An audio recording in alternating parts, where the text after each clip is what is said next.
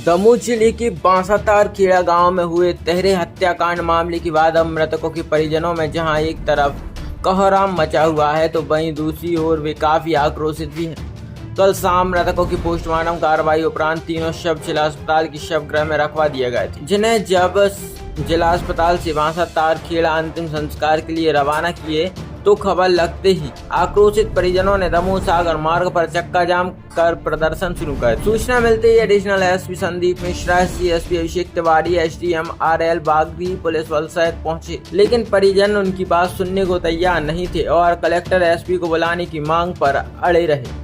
सूचना मिलने के बाद कलेक्टर सुधीर कोचर, एसपी श्रुति कीर्ति सोमवंशी मौके पर पहुंचे और पीड़ित परिवार से चर्चा की तो पीड़ितों ने आरोपियों पर कड़ी कार्रवाई करने, बुलडोजर कार्रवाई और आरोपियों की एनकाउंटर कार्रवाई पर अड़े रहे, जिसके बाद कलेक्टर सुधीर कोचर ने मुआवजा दिलाने और अनुकंपा नियुक्ति का आश्वासन दिया और एसपी श्री सोमवंशी ने आरोपियों पर कड़ी से कड़ी कार्रवाई करने और निष्पक्ष कार्रवाई कर किसी को न बख्शने का भरोसा दिलाया।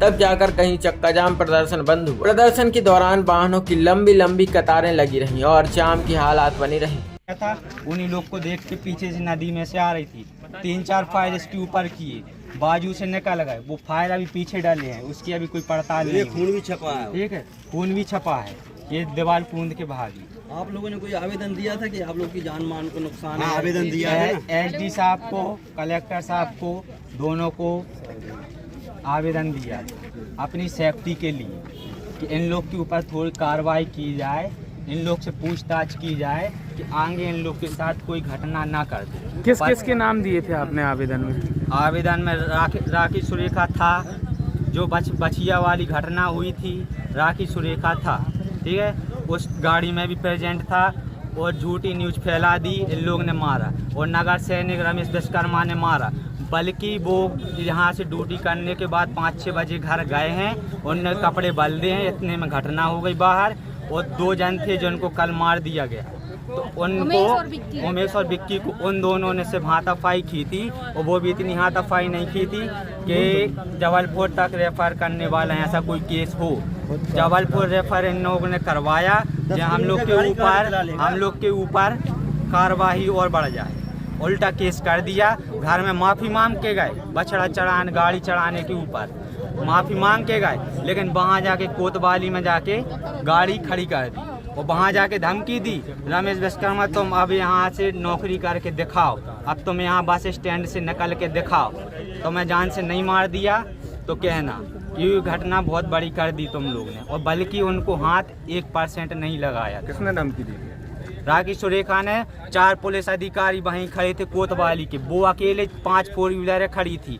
कैमरा में आज भी वो उस दिन का फुटेज देख सकते हो, कितनी गाड़ियां खड़ी थी, कितने आदमी थे, और नगर सैनिक सिर्फ केवल एक ही जन थे, एक ही जन बस गए थे यहाँ से अपनी रिपोर्ट लिखवाने, और एक उन्हीं से बोला था, धमकी दी उन्हीं ने, राखी सुरेखा ने, तुम यहाँ नौकरी करके दिखवा दो, नौकरी खा जाए। हाँ दीदी आप बता दो दीदी थोड़ा सा। कल हमारे जी दीदी बताइए। 3 गोली चलाई गई हैं, नाम हमारा आरती विश्वकर्मा। 3 गोली चलाई गई हैं, विक्की उम्मा के पास जा रहे थे हम, पापा के ऊपर 12 गोली चलाई गई, वो फिर भी बचे रहे क्योंकि उनको मैंने छुपा दिया था अंदर, और मैं पीछे से भागी तो उन लोग ने 3 गोली मुझ पर चलाई, बाकी मुझे नहीं लग पाई। इधर आई, रज्जू नाम है जिसका, राजेंद्र विश्वकर्मा और मनु, उन लोग ने हमारी टी-शर्ट खींची और उनने हमें पकड़ के पटक दिया कि जे सागर नाके चौकी ना जा पाए। फिर इतना हुआ, उतने के बाद भी सियोहरा तक हम दौड़ के गए, 3-4 किलोमीटर दौड़े, उसके बाद ऑटो वाले को पकड़े, फिर सागर नाके चौकी गए। उधर भी हाथापाई हुई हमारी, उधर भी हमारी हाथापाई हुई। उसने बोला तुम करके दिखाओ, हम देख ले हैं तुम, बहुत कुछ बोले वो लोग, और उधर उन लोग को मार के आए। इधर घर में क्या बोले, अब तुम लोग और दिखा दो कितने बचे हो, सबको मार डालेंगे, एक एक से जन बच्चों को। हम लोग को मार के डाले आए हैं, और 2 को मार के आए हैं। न्यूज में क्या चल रही है, न्यूज में ये चल रहा है कि इन लोग का पुराना जमीन विवाद था, बल्कि जमीन विवाद ऐसा कुछ नहीं है, जमीन विवाद कुछ नहीं है। घटना उसी दिन की है, बछड़ा पे की घटना है, वही खुन्नस भरी थी। और कल के दिन आज जो यहाँ पर बासा ग्राम के बाहर हाईवे पर जाम लगा हुआ है रास्ते पर, कल की जो यहाँ दुर्घटना हुई है जिसमें एक परिवार के 3 लोगों की हत्या की गई है, उसके बाद जो परिवार के सदस्य थे उनकी कुछ मांगें थी जो इन्वेस्टिगेशन से लेके और मुआवजे और अनुकंपा नियुक्ति को लेकर, उसके संबंध में वो लोग प्रशासन से बात करना चाह रहे थे और ये जाम उन्होंने इसीलिए प्रशासन को मॉनिटर करने के लिए जगाने के लिए बुलाया था। और कलेक्टर साहब की और मेरी उनके परिवार लोगों से बात हुई है और जो भी उनकी मांगें उन्होंने मांग पत्र में लिख के दी हैं, हमने उनसे बोला है कि उनकी सभी कार्रवाई की जाएगी और कहीं पर भी किसी प्रकार की कोई लापरवाही नहीं की। बिल्डर्स का भी नाम आ रहा है सर, परिवार के लोगों ने जो आरोप लगाए हैं जिन लोगों पर, उसमें एक लोकल बिल्डर का नाम भी आ रहा है। हमने पहले भी यही बात बोली है कि जिस भी व्यक्ति का नाम इन्वेस्टिगेशन में साक्ष्य के साथ कॉन्स्पिरेसी से लेके अपराधियों की हेल्प करने से उनको भगाने तक मिलेंगे, जो व्यक्ति इसमें शामिल है हम उनको सब में FIR में शामिल करेंगे, इन्वेस्टिगेशन में शामिल करेंगे और उन पर जो भी वैधानिक कार्रवाई होती है कड़ी से कड़ी सजा दिलवाने का काम करेंगे। लेटर वायरल हो रहा है जिसमें अभी तक तीनों आरोपी जो मुख्य आरोपी हत्या में कार्य करने में शामिल हैं, उनकी कोई लोकेशन कोई वेयर अबाउट प्राप्त नहीं हुए हैं, अभी वो गिरफ्तार नहीं हुए हैं। हमारी टीमें लगातार लगी हुई हैं और जल्दी उनको पकड़ने का काम करेंगे। सर, एक लेटर वायरल हो रहा है जिसमें पीड़ितों के द्वारा पूर्व में ही अपनी हत्या का आशंका जता चुकी थी और एक पुलिस अधीक्षक और दमोह कलेक्ट्रेट ने आवेदन दिया था, तो इस पर ऑफिस लेखा नाम के बिल्डर पर कार्रवाई क्यों नहीं की गई है? पूर्व में जो इन्होंने शिकायत पत्र दिया हुआ था उसमें दोनों पक्षों की प्रतिबंधात्मक किया गया था। तो